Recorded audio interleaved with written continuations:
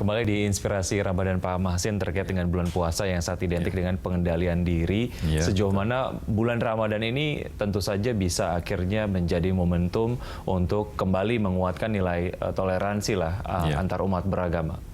Ya, kalau kita kita lihat lagi tulisan Al-Ghazali tentang puasa. Puasa itu kan ada 3 tingkat. Puasanya orang awam, puasanya orang khusus, puasanya orang yang lebih khusus lagi.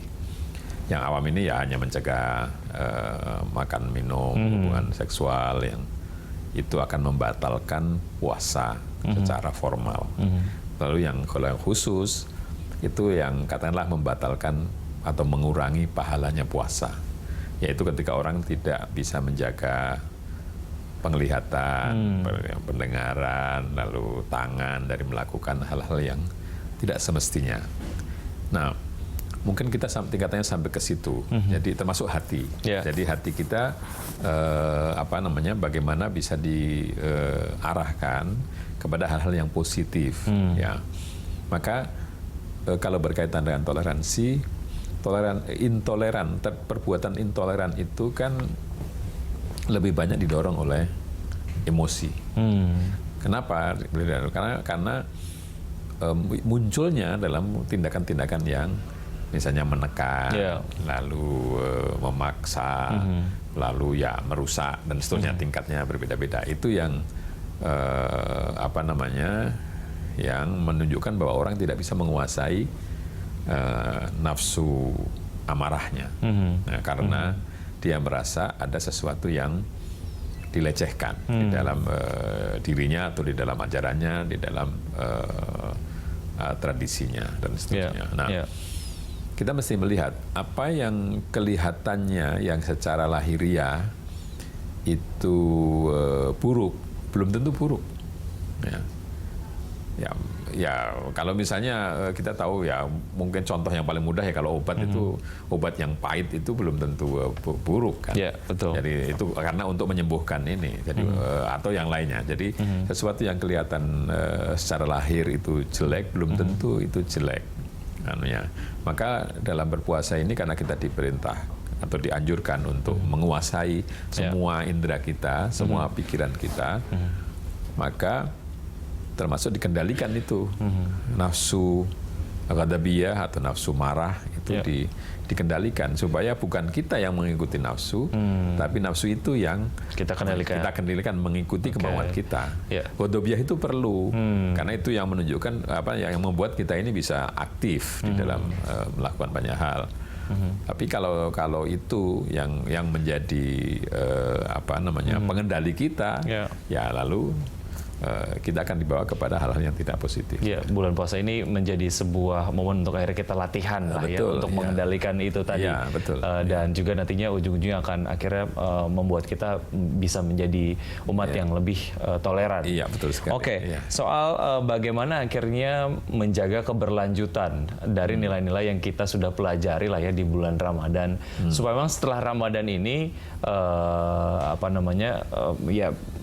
keinginan kita untuk akhirnya dapat terus bertoleransi antar umat beragama bisa terus terjaga sebetulnya pasca Ramadan ini. Kalau dalam nyanyian Tombok Ati itu kan kita diingatkan itu bahwa mengobati hati itu kan ada 5 caranya. Kan ada yaitu baca Quran, lalu berzikir, lalu berkawan dengan orang-orang yang baik-baik, dan jangan memanjakan selera makan kita. Itu penting dilakukan yang seperti itu. Jadi kalau kita bisa membuat, kalau sekarang mungkin istilahnya networking atau membuat forum-forum di mana kita ketemu, saling mengingatkan, itu akan sangat bagus. Di dalam satu ayat kan dikatakan bahwa semua orang merugi kecuali orang yang beriman dan beramal soleh, serta saling mengingatkan. Jadi ini saling mengingatkan itu penting. Jadi kita perlu mungkin kalau bisa di Ramadan itu kan kita menjadi enak beribadah, enak karena banyak kawannya, kesempatannya juga banyak. Ya. Nah itu kan bisa dibuat sebetulnya, dibuat di luar Ramadan misalnya. Kalau untuk merenung, untuk iktikaf itu diganti misalnya dengan sebelum sholat subuh atau setelah sholat subuh kita merenung, atau mungkin menjelang tidur kita memikirkan apa yang kita kerjakan sehari tadi, apakah saya sudah melakukan tindakan yang tidak terkendali dan seterusnya. Itu bisa dilakukan. Kalau itu bisa dilakukan setiap hari, ya nanti yang terjadi bukan Ramadan terus selesai terus baterainya menjadi makin lemah. Ya, tapi tetap saja baterai terus Ramadan ini menemukan peningkatan, bukan recharging. Ya, kebanyakan dari kita ini kan recharging aja. Gitu.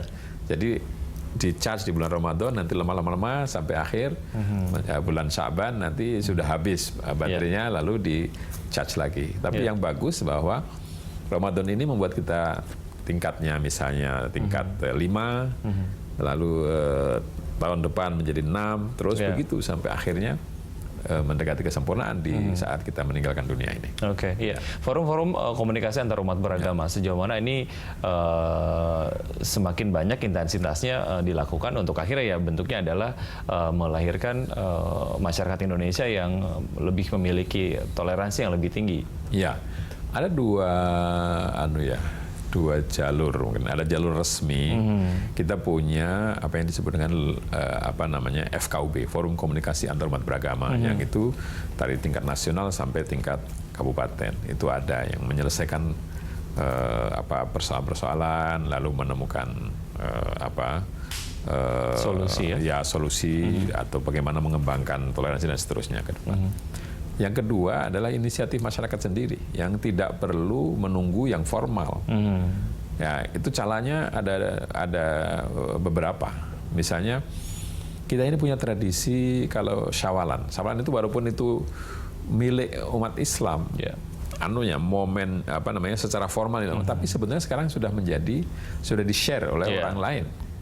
Ya, jadi kalau misalnya saya di rumah itu belum tentu yang datang ke saya untuk silaturahmi itu Muslim semua. Bahkan pernah suatu kali itu yang datang pertama kali justru orang beragama lain. Atau yang lainnya juga. Saya diundang untuk ceramah di dalam momen Natal misalnya begitu. Ya, itu bisa. Jadi kita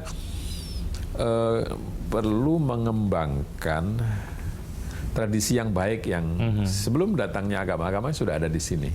Yaitu kita ini adalah bersaudara. Kita bersaudara dan itu di dalam semua suku yang ada di Indonesia sudah ada seperti itu. Ada gotong royong, ada kalau di Sunda itu ada sadulur sakasur, sumur, sadapur. Itu ada menyama braya di Bali, ada satu tungku, 3 batu di Papua.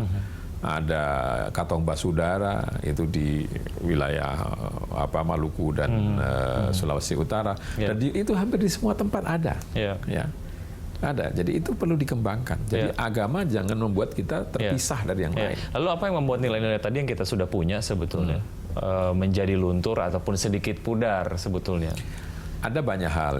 Yang pertama ada kepentingan yang berbeda yang misalnya katakanlah pilkada, untuk bisa menang orang perlu mengambil hati orang mayoritas supaya dia dapat menang.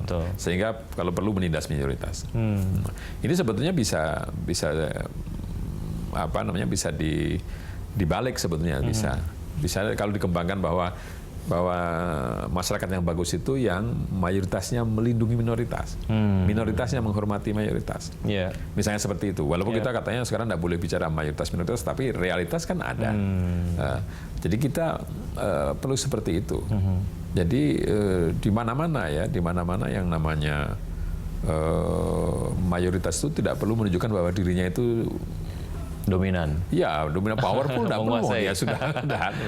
Maksudnya lebih menekankan ini kepada bagaimana bisa melindungi orang yang sedikit jumlahnya dan mungkin aksesnya kepada pembangunan, kepada penentuan kebijakan itu sedikit, itu mestinya diberi tempat. Ya, betul. Saatnya masyarakat sekarang menjadi lebih cerdas dan tidak hanya dikendalikan oleh isu saja gitu ya, menjadi komoditas saja. Ya, gitu, tapi itu tadi itu yang pertama, yang kedua justru ada ajaran agama yang justru mengembangkan intoleran. Ini sikap intoleran ini justru dikembangkan oleh agama.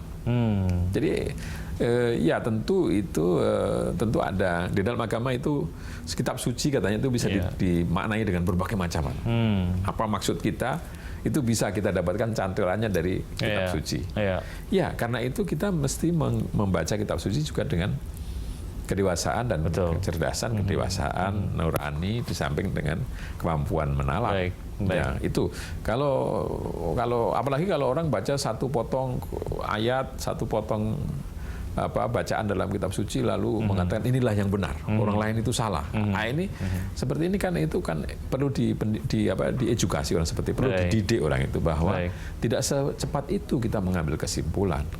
Jadi ketika dunia yang kita lihat makin luas, orang itu makin toleran seharusnya. Tapi dalam kenyataannya orang yang sudah pergi kemana-mana malah jadi tambah tidak toleran itu. Baik, ya. Pak Mahsin, terima kasih atas hal yang kemudian sudah disampaikan. Semoga ini akan memberikan inspirasi untuk pemirsa di rumah. Terima kasih. Sampai jumpa. Assalamualaikum. Waalaikumsalam warahmatullahi wabarakatuh. Ya, bersama demikian inspirasi Ramadan kali ini. Terima kasih atas kebersamaan Anda dan sesaat lagi Anda dapat menyimak program Pram Time Talk. Saya Wiki Adrian. Sampai jumpa.